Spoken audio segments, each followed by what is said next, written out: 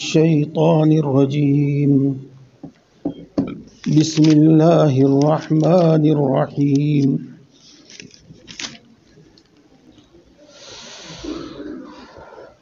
يسألونك عن الشهر الحرام قتال فيه قل قتال فيه كبير وصد عن سبيل الله وكفر به والمسجد الحرام وإخراج أهله منه أكبر عند الله والفتنة أكبر من القتل ولا يزالون يقاتلونكم حتى يردوكم عن دينكم إن استطاعوا ومن يرتد منكم عن دينه فيمت وهو كافر فأولئك حبطت أعمالهم في الدنيا والآخرة وأولئك أصحاب النار هم فيها خالدون.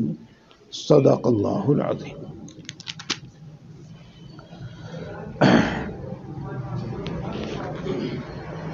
دوستو، آپ کو معلوم ہے کہ آیت شریفہ جس موقع پر نازل ہوئی اس کو شان نزول کہتے ہیں، اور شان نزول کو سمجھ لینے کے بعد مطلب سمجھنا آسان ہوتا ہے. تو اس آیت شریفہ کا شان نزول سمجھیے. آپ وہ واقعہ سنیے، وہ قصہ سنیے آپ پہلے، جس قصے کے متعلق، جس واقعے کے بعد یہ آیت شریفہ نازل ہوئی.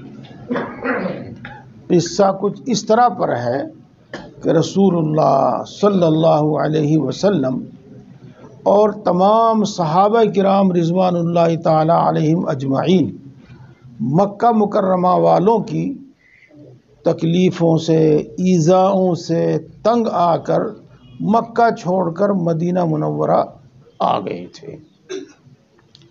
اس کے باوجود بھی مکے والوں نے مسلمانوں کو چین سے نہیں رہنے دیا، اور ہر روز یہ خطرہ لگا رہتا تھا کہ یہ لوگ مدینہ منورہ پر حملہ کر سکتے ہیں.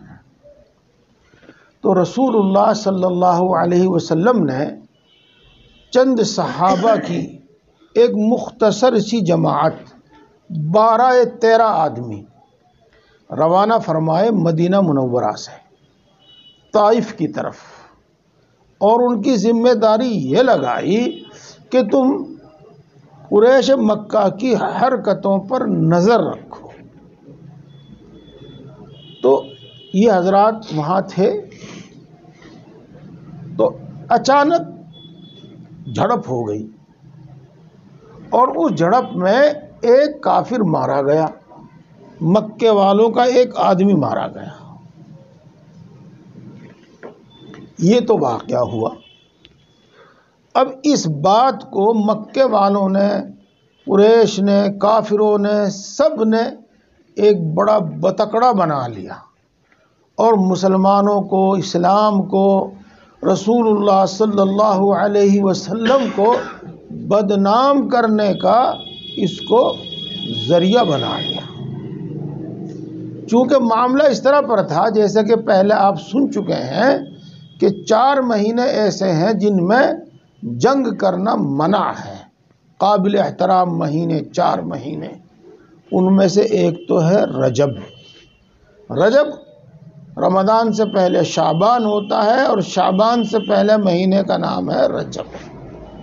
یہ اس لیے بتانا پڑا کہ افسوس ہے ہم لوگوں پر، ہم جنوری، فروری، مارچ، اپریل تو خوب جانتے ہیں، لیکن محرم، صفر، ربیع الاول، ربیع الثانی، ان مہینوں سے ہم واقف نہیں ہیں. یہ مہینے ہمیں یاد نہیں ہیں.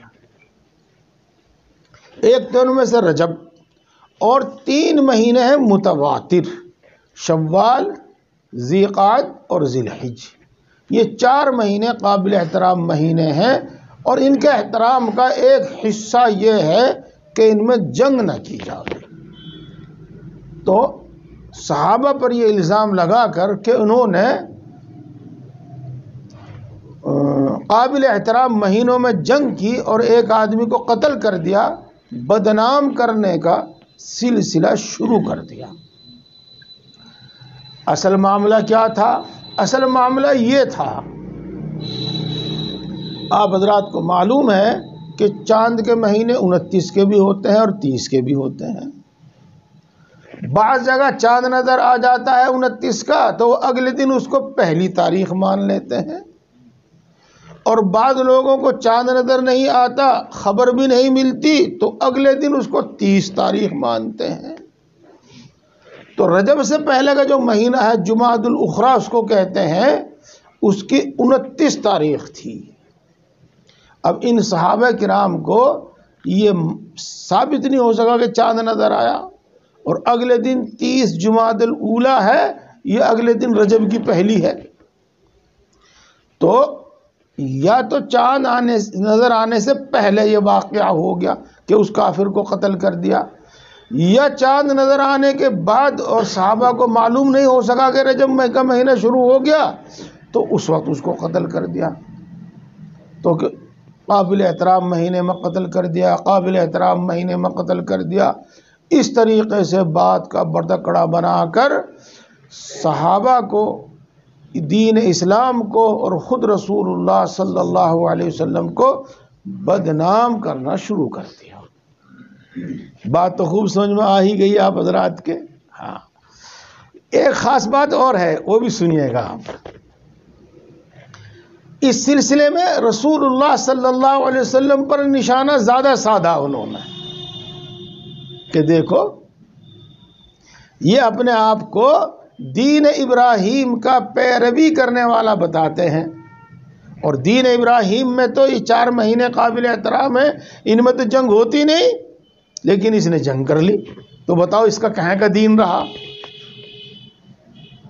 یہ آگے بات بڑھنے سے پہلے ایک بات آپ کو بتا دوں گا، آپ کو 1400 سال ہو گئے اس قصے کو لگ بھگ، لیکن یہ ایسا ہے جیسا کہ بالکل آج ہی کا قصہ ہو،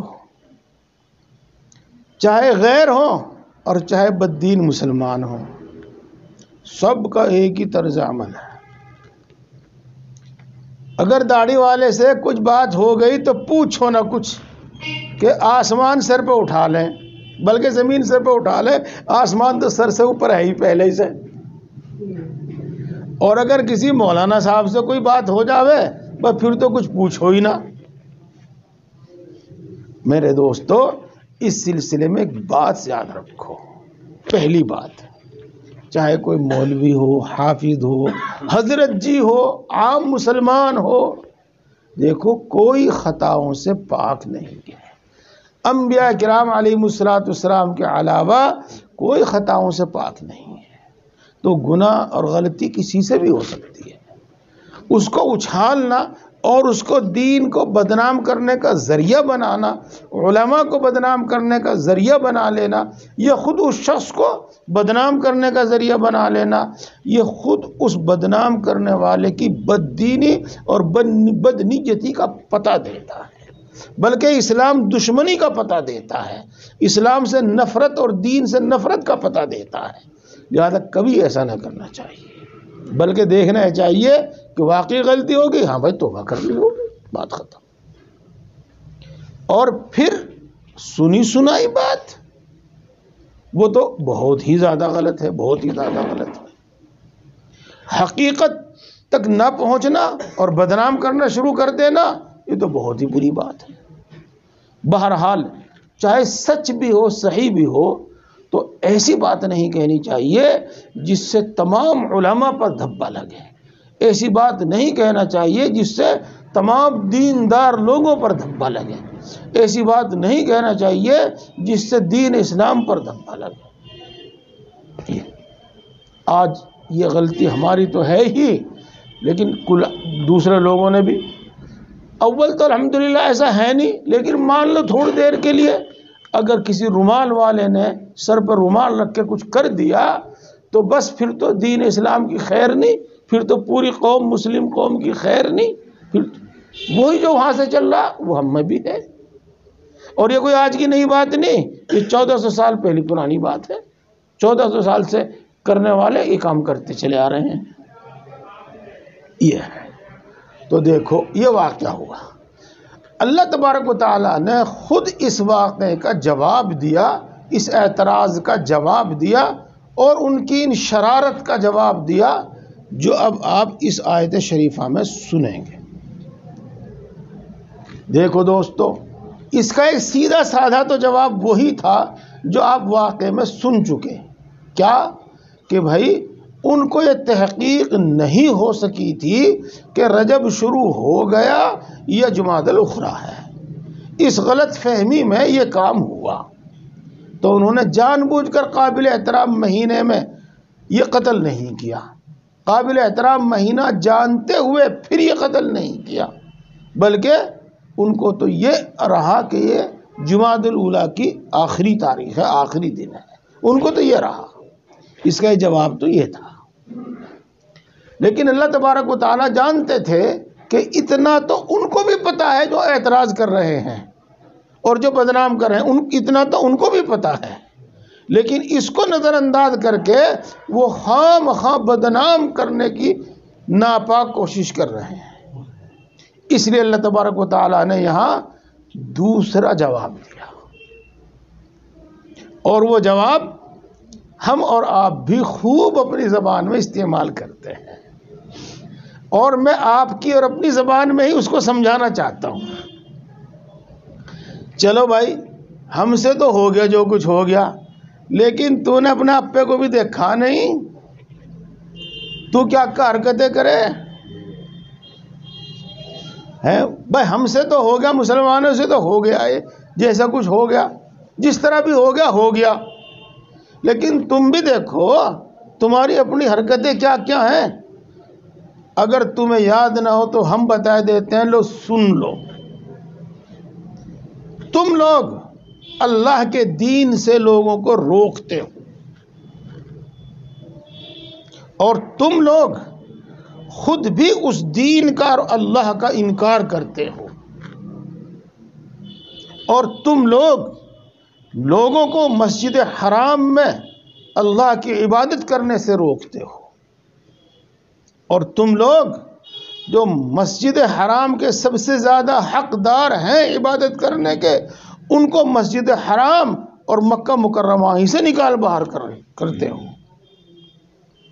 تو تم نے دیکھو کتنے جرائم کر رکھے، تم کتنے جرم کرتے ہو اور کتنے بڑے بڑے جرم کرتے ہو۔ ہم مانتے ہیں، اللہ ارشاد فرما، ہم مانتے ہیں کہ قابل احترام مہینے میں جنگ کرنا اور قتل کر دینا جرم ہے، گناہ ہے، لیکن تم کتنے بڑے بڑے جرائم کر رہے ہو، یہ یقیناً اس جرم سے زیادہ بڑے جرم ہیں۔ یہ جواب دیا اللہ تبارک و تعالیٰ نے۔ اب دیکھو اس کا میں ترجمہ کروں گا، تفسیر کروں گا، اور کچھ ضروری مطلب ساتھ ساتھ بتاؤں گا۔ یسألونک عن الشہر الحرام قتال فیہ، وہ لوگ آپ سے قابل احترام مہینے میں جنگ کرنے کے بارے میں پوچھ رہے ہیں، اور پوچھنا وہ کسی مسئلہ دریافت کرنے کے واسطے نہیں، بلکہ شرمندہ کرنے کے واسطے، اعتراض کرنے کے واسطے۔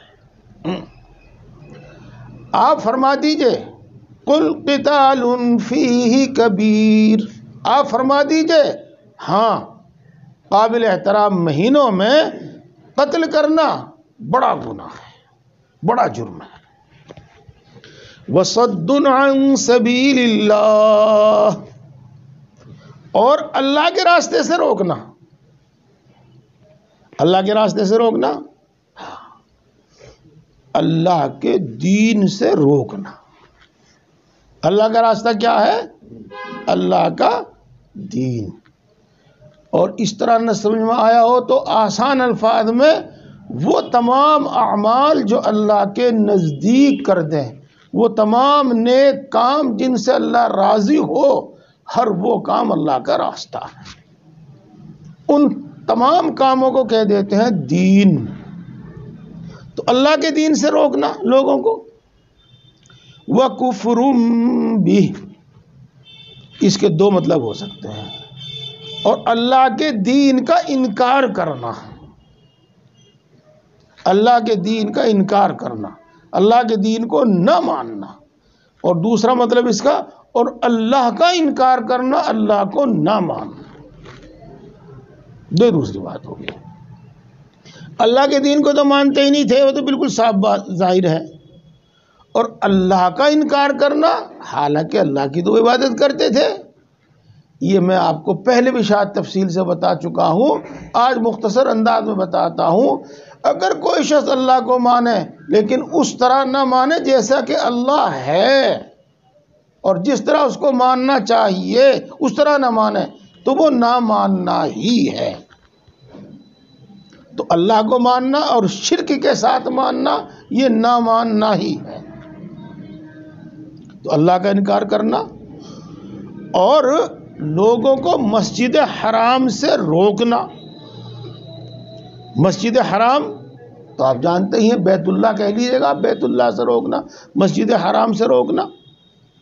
تو ایک تو اس میں وہاں عبادت کرنے سے روکنا، نماز پڑھنے سے روکنا، طواف کرنے سے روکنا، جیسا کہ رسول اللہ صلی اللہ علیہ وسلم اور صحابہ کو روکا کرتے تھے.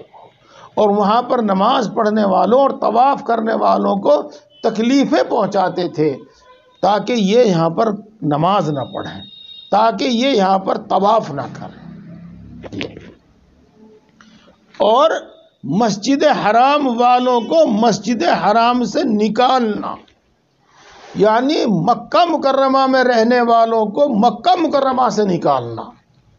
اور اس کا اشارہ آپ سمجھ گئے کہ مسلمانوں کو، صحابہ کرام کو، رسول اللہ صلی اللہ علیہ وسلم کو اتنا تنگ کرنا کہ مکہ چھوڑنے پر ان کو مجبور کر دینا، یہی ہے مکے سے نکالنا. تو دیکھو کیا باتیں ہوئی ہیں، 4 باتیں ہو گئی. اللہ کے دین سے روکنا، اللہ کے دین کا انکار کرنا، اللہ کا انکار کرنا. دونوں کفرم بھی کا دونوں کا مطلب ہو سکتے ہیں. اور مسجد حرام سے روکنا 3. اور اللہ کے نیک بندوں کو اللہ کے شہر بیت اللہ سے، مکہ مکرمہ سے نکالنا. یہ 4 کام ہو گئے. یہ چاروں کام اللہ کے نزدیک قابل احترام مہینے میں قتل کرنے سے بھی زیادہ بڑا جرم ہے. اکبر عند اللہ. یہ دیکھو جواب ہو گیا. اور اس سے جو نصیحت ہم کو ملتی ہے وہ میں شروع میں بتا چکا ہوں، نصیحت ہم کو ملتی ہے. اس کے ساتھ اور بھی آپ یہ سمجھ لیجئے گا، ایک مختصر سی بات کہتا ہوں، آپ خود سمجھ جائیں گے. اسلام اور مسلمانوں کے خلاف پروپیگنڈا یہ کوئی آج کی نئی بات نہیں ہے. پروپیگنڈا کا مطلب وہی بدنام کرنا. اس کا مقصد 2 ہوتے ہیں. ایک تو اپنی نفرت ظاہر کرنا، اپنے دل کی بھڑاس نکالنا، چاہے کوئی فائدہ ہو یا نہ ہو.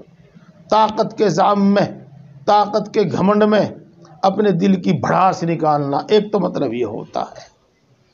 اور دوسرا مطلب مسلمانوں کے دلوں میں شکوک و شبہات پیدا کرنا. عام لوگوں کے دلوں میں، کم پڑھے لکھے لوگوں کے دلوں میں، کم سمجھ لوگوں کے دلوں میں شکوک و شبہات پیدا کرنا، تاکہ یہ اس دین سے پھر جائیں، تاکہ یہ اس دین کو چھوڑ بیٹھے. یہ ہوتا ہے. لہذا کچھ کہنے کی ضرورت نہیں، بس آپ ہوشیار رہیں. نہ ہم سعودی عرب کے پیچھے چلتے، نہ ہم دنیا کے کسی ملک کے پیچھے چلتے، ہم چلتے ہیں قرآن و حدیث کے پیچھے. اور قرآن و حدیث ہمارے درمیان میں موجود ہے، الحمدللہ اپنی اصلی شکل میں موجود ہے. اور الحمدللہ اس کو سمجھنے سمجھانے والے اور اس پر عمل کر کے دکھلانے والے ہمارے درمیان موجود ہیں. اس لیے ہمیں اپنے دین پر ثابت قدم رہنا ہے اور کسی پروپیگنڈے سے متاثر نہیں ہونا ہے اور نہ کسی طاقت سے متاثر ہونا ہے. اگلی بات سنو، یہ 5ویں بات ہے، وہ 5ویں بات ہے اور یہ پہلے بھی آ چکی ہے. وَالْفِتْنَةُ أَكْبَرُ مِنَ الْقَتْلِ. اور شرارتیں کرتے رہنا وہ قتل سے بھی بڑا جرم ہے. یہ پہلے بھی آ چکا تھا. اور فتنے کا ترجمہ میں نے آپ کو بتایا تھا کہ حضرت اقدس تھانوی نور اللہ مرقدہ نے فرمایا شرارتیں کرتے رہنا. شرارت دوسروں کو پریشان کرنا، ان کی جان اور مال سے کھلواڑ کرنا، ان کی عزتوں سے کھلواڑ کرنا، ان کو خوف میں مبتلا رکھنا، یہ قتل سے بھی بدتر ہے، قتل سے بھی بڑا جرم ہے. اور آپ جانتے ہیں قتل کی تکلیف تو ہو گئی ایک بار، اور اگر آدمی مر بھی گیا تو گھر والے 2 دن 4 دن رو کے بیٹھ گئے. اور یہ جو روز کا مسئلہ ہے، روز کا مسئلہ ہے. ہاں، یہ شرارتیں یہ قتل سے بھی بڑھ کر ہیں. یہ جس بات کی طرف میں نے آپ کو پہلے ہی اشارہ کر دیا تھا، چونکہ ان سب اوپر جو باتیں آئی ہیں ان کا مطلب بھی یہی تھا، حاصل بھی یہی تھا. اب یہی بات اللہ تبارک و تعالی صاف الفاظ میں فرماتے ہیں، سن لو. اور یوں تو ماشاءاللہ آپ خوب سمجھ جاتے ہیں، امید ہے کہ یاد بھی رہتا ہی ہوگا، لیکن میرے سمجھانے کے بعد اگر یاد نہ رہے تو میں آپ کو آسانی کے واسطے بتاتا ہوں. ایک ترجمہ خرید لو، اس کا نام ہے آسان ترجمہ، حضرت مولانا مفتی تقی صاحب دامت برکاتہم کا. وہ اتنا آسان ہے کہ آپ اس کو سمجھ جائیں گے. اور انشاءاللہ العزیز جو اس درس قرآن میں شریک ہوتا ہے اور اردو سمجھتا ہے وہ تو اس کو بالکل سمجھ جاوے گا، اس کو تو کوئی دقت اور دشواری ہوئی گی نہیں. اگر یہاں آپ نے سنا اور بھول گئے اور پھر جب بھی آپ اس کو اٹھا کر دیکھیں گے یہ سب باتیں آپ کو انشاءاللہ یاد آ جائیں گی. سنو. اور یہ لوگ کون لوگ؟ آپ دشمنان اسلام کہہ لو. اور یہ لوگ برابر آپ لوگوں سے جھگڑتے رہیں گے، جنگ کرتے رہیں گے، برابر آپ لوگوں سے جھگڑتے رہیں گے، یہاں تک کہ اگر ان کا قابو چل جاوے تو یہ تم کو تمہارے دین سے پھیر دیں. اور یہ لوگ برابر تم سے جنگ کرتے رہیں گے، تم سے لڑتے رہیں گے، یہاں تک کہ اگر ان کا بس چل جاوے اور ان کا قابو چل جاوے تو تم کو تمہارے دین سے پھیر دیں گے. یہ بات ہو. دیکھو دوستو، سمجھانے کی تو ضرورت نہیں، بلکہ حالات کو تو آپ ہم سے زیادہ سمجھتے ہیں. ہاں، شرارتوں کا حاصل اور منشا کیا ہے وہ بھی آپ سمجھتے ہیں، اور کس طریقے سے کن الفاظ میں ہم کو دین سے پھرنے کی دعوت دی جا رہی ہے شاید آپ نہ سمجھتے ہو. سارے ہندوستان کا ڈی این اے ایک ہے. ہاں، اس کا مطلب یہ نہیں کہ ہم سب بھائی بھائی ہیں، اس کا مطلب کچھ اور ہے. ہاں، ہندوستان میں رہنے والا ہر آدمی ہندو ہے، اس کا وہ مطلب نہیں، اس کا مطلب کچھ اور ہے. ہاں، ہم سب کے پروج ہندو تھے، اس کا مطلب کچھ اور ہے. ان باتوں کو خوب سمجھو، بڑا نازک وقت ہے ایمان کے واسطے، بڑا نازک وقت ہے. جی ہاں، ہمیں احساس نہیں ہو رہا. میں 2 ہفتے غائب رہا، 1 ہفتہ میرا حیدرآباد میں گزرا. وہاں میرے جو بیانات ہوئے اور جنہوں نے بلایا تھا انہوں نے میرے ذمے جو لگایا وہ یہی لگایا کہ حسن خاتمہ، ایمان پر خاتمہ کتنا اہم ہے، اور اس زمانے میں ایمان پر ثابت قدم رہنا کتنا ضروری ہے. 3-4 بیان الحمدللہ اسی موضوع پر میں نے وہاں. جی ہاں، یہ بات ہو گئی. اب آگے اللہ تبارک و تعالیٰ ارشاد فرماتے ہیں، آپ ان کو جیسی توجہ سے سن رہے ہیں نا، اس سے کہیں زیادہ توجہ سے سنیے گا۔ وَمَن يَرْتَدِدْ مِنْكُمْ عَنْ دِينِهِ فَيَمُتْ وَهُوَ كَافِرٌ، اور جو شخص تم میں سے اپنے دین سے پھر جائے گا، اپنا دین چھوڑ دے گا اور پھر اسی کافر ہونے کی حالت میں مر جائے گا، فیمت وہو کافر کا ترجمہ کیا، اور پھر کافر ہونے کی حالت میں مر جاوے گا، مسلمان نہ ہونے کی حالت میں ہی وہ مر بھی جاوے گا۔ فَأُولَئِكَ حَبِطَتْ أَعْمَالُهُمْ فِي الدُّنْيَا وَالْآخِرَةِ، تو یہی وہ لوگ ہیں جن کے تمام نیک اعمال ضبط کر لیے جائیں گے، کل عدم ختم کر دیے جائیں گے، ان پر کوئی اجر کوئی ثواب نہیں دیا جائے گا، دنیا میں بھی اور آخرت میں بھی۔ جو شخص اپنے دین سے پھر جاوے گا، اس کے تمام اعمال، زندگی بھر کے تمام اعمال ضبط کر لیے جائیں گے، ختم کر دیے جائیں گے، ان کا کوئی اجر و ثواب نہیں ملے گا، نہ دنیا میں اور نہ ہی آخرت میں۔ مثال کے طور پر جو شخص ایمان سے پھر گیا، اپنا دین چھوڑ بیٹھا، اس کی ایک سزا تو یہ ہوگی کہ اس کی بیوی اس کے نکاح سے نکل جاوے گی، اور مومن عورت کو یہ جائز نہیں رہے گا کہ اس شخص کے نکاح میں رہے وہ، اب اس شخص کے ساتھ رہے وہ، یہ اس کے واسطے جائز اور درست نہیں ہوگا، ورنہ تو یہ زناکاری اور بدکاری ہوگی، جیسا کہ اگلی آیت شریفہ میں ابھی آئے گا، تھوڑا 1-2 ہفتے کے بعد آئے گا، وَلَا تَنكِحُوا الْمُشْرِكَاتِ حَتَّى يُؤْمِنْ، اس آیت شریفہ میں وہاں تفصیل سے بتا دیں گے۔ یہ اسی طریقے سے اس نے جو حج کیا ہے وہ باطل ہو گیا۔ حج باطل ہونے کا مطلب یہ ہوا کہ اگر یہ مسلمان ہو بھی جاوے گا، دین اسلام میں پھر داخل ہو جاوے گا، تو زندگی بھر میں جو ایک مرتبہ حج کرنا فرض ہوتا ہے، اس کو حج دوبارہ کرنا پڑے گا،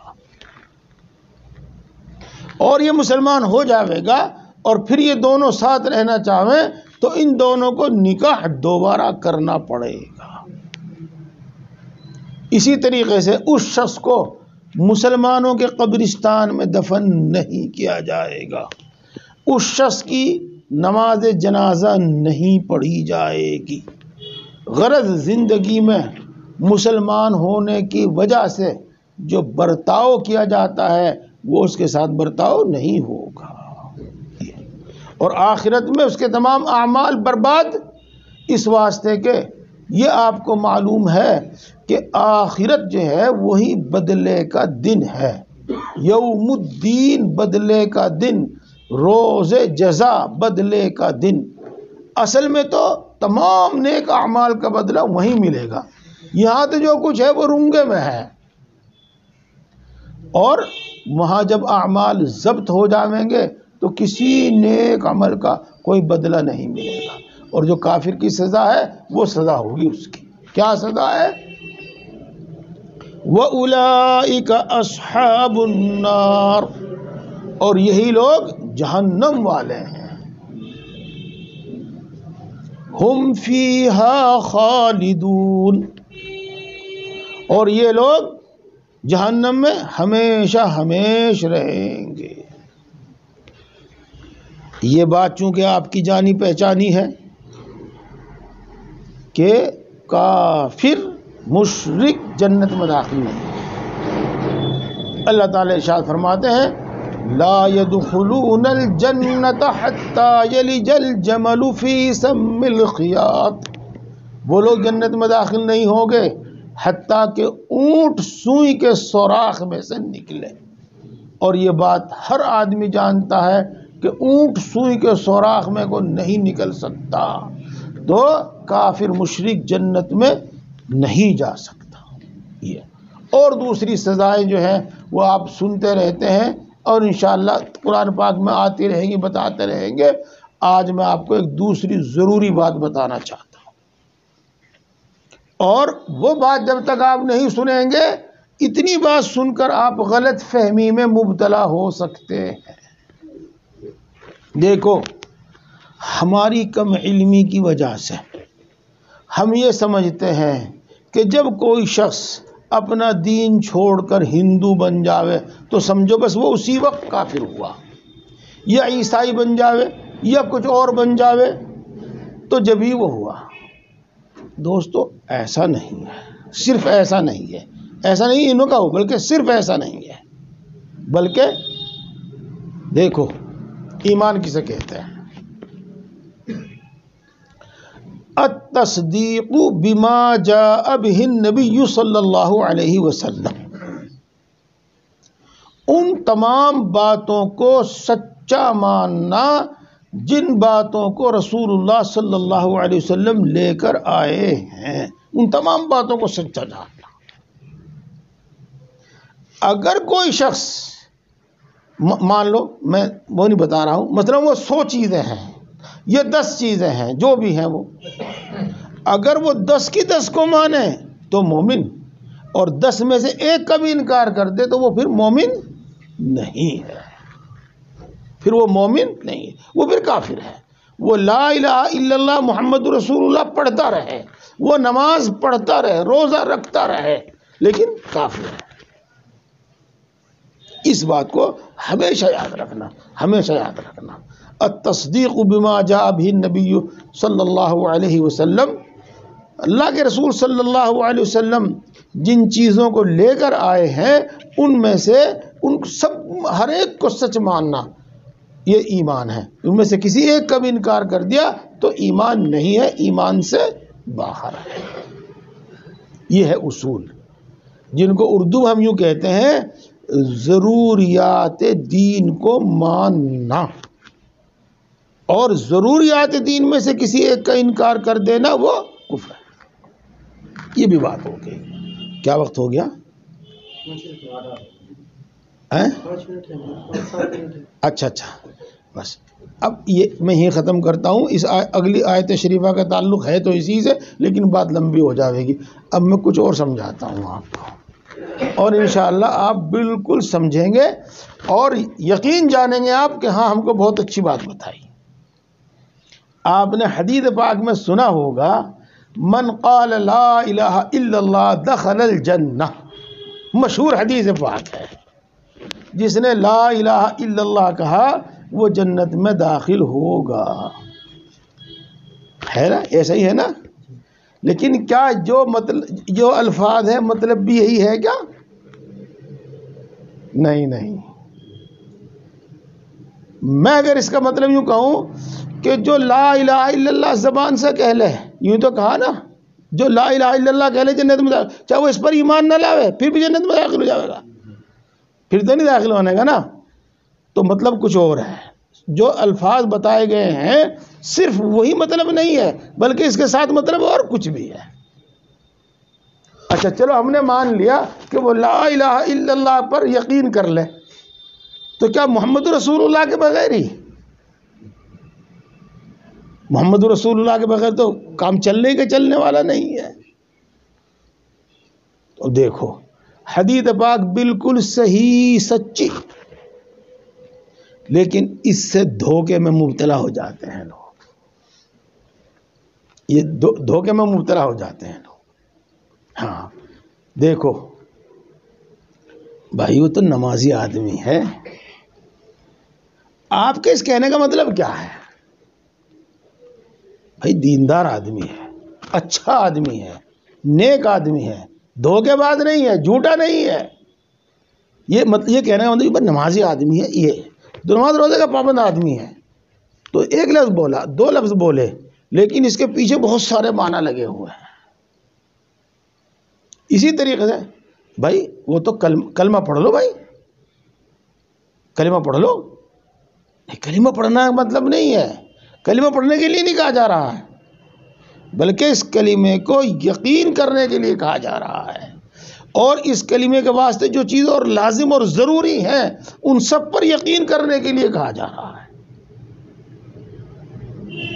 تو یہ نہیں کہ ہم اللہ کو مانتے رہیں اور پھر مسلمان چاہے پورے دین کا انکار کر دے، اللہ کے رسول کو مان لیں اور باقی چاہے سارے دین کا انکار کر دے۔ ایسا نہیں ہے، ایسا نہیں ہے، وہ غلط فہمی میں مبتلا ہے۔ اس کی میں 2 مثال دیتا ہوں آپ کو، انشاءاللہ آپ اور اچھی طرح سمجھ جائیں گے۔ جب آپ کی شادی ہوئی، دلہن گھر میں آ گئی تو مکان تو دینا پڑے گا نا، روٹی بھی دینی پڑے گی، کپڑا بھی دینا پڑے گا، اور بہت ساری چیزیں ہیں وہ تو سب کرنا پڑے گا نا۔ لیکن آپ سے کوئی وعدہ تو لیا نہیں گیا ان باتوں کا۔ آپ کو تو صرف اتنا کہا کہ اتنے مہر کے بدلے فلاں کی بیٹی آپ کو بیوی بنا کر دی، آپ نے اس کو قبول کیا؟ جی ہاں میں نے قبول کیا، بس اتنی تو بات ہوئی۔ اور آگے کیا کس چیز کا آپ سے عہد لیا گیا؟ کسی چیز کا بھی عہد نہیں لیا گیا۔ پھر لازم کیوں ہوگا ساری چیزیں آپ کے ذمہ؟ کہ یہ ماننا ان سب چیزوں کو ماننا ہے، یہ ہے۔ اب ایک یہ بات، اور اس کی ایک دوسری مثال کے طور پر ایک شخص ہے، کہیں کا بھی رہنے والا ہے، وہ ہندوستان آیا، ہندوستان نہ کہا، اگر وہ ہندوستان ہے صحیح لفظ، ہندوستان آیا اور اس نے درخواست دی کہ مجھے یہاں کا ناگرک بنا لو۔ میں کہہ دیتا ہوں سمجھانے کے واسطے، ویسے میں بولنا پسند نہیں کرتا، یہاں کی شہریت ہم کو دے دو۔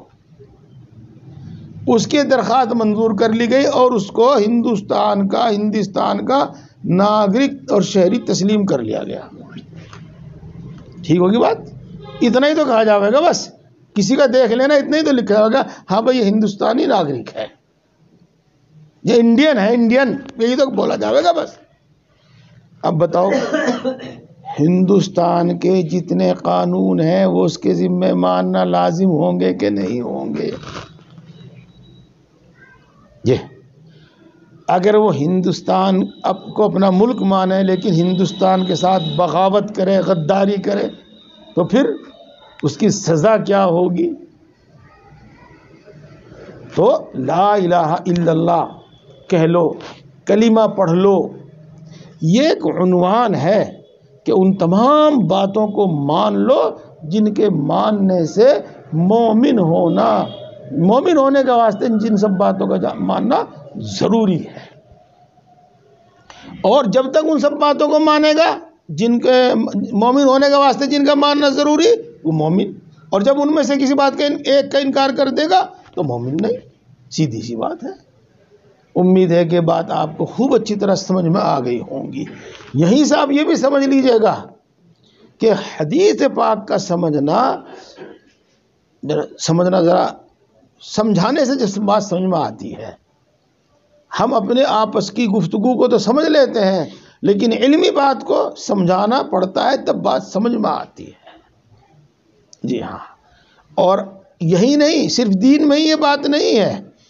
دیکھو آپ ڈاکٹروں کے پاس جاؤ گے، وہاں چھوٹے چھوٹے اشارے ہوتے ہیں، ان اشاروں سے ڈاکٹری پڑھنے والے اور ڈاکٹروں کی بھاشا کو سمجھنے والے سب سمجھ جاتے ہیں، ہم اور آپ سمجھتے نہیں۔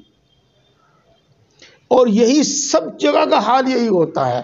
آپ عدالت میں جاؤ گے، قانون میں جاؤ گے، وہاں ایسا ہی ہوگا، تھانے میں جاؤ گے وہاں ایسا ہی ہوگا۔ غرض ہر جگہ کی اس کو کہتے ہیں اصطلاح، ہاں ہوتے ہیں، ان کو وہاں کے لوگ سمجھتے ہیں، اس زبان کو، اس فن کو جاننے والے لوگ سمجھتے ہیں۔ اس لیے حدیث کو، قرآن پاک کو سمجھو۔ ہم تو اس پر بار بار بہت زور دیتے ہیں لیکن ایک شرط ضرور لگاتے ہیں کہ صلاحیت ہو، تب صلاحیت پیدا کر کے جب سمجھو، صلاحیت پیدا کیے بغیر نہ سمجھو، اور خود نہ سمجھو بلکہ استاد سے سمجھو۔ اللہ تعالیٰ ہم سب کو سمجھ اور عمل کی توفیق عطا فرمائے۔ الحمد